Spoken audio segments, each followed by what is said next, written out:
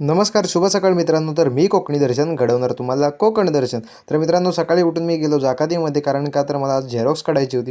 म्हणून गणेश कॉम्प्युटरमध्ये गेलो आणि झेरॉक्स काढली. माझं केस काय अजून वाढलेलं नव्हतं, तरी पण घरच्यांनी सांगितली की हा जर केसाचा टोपला आज तू कापून नाही आला तर आम्हीच कैची घेऊ आणि तुझं केस कापून टाकू.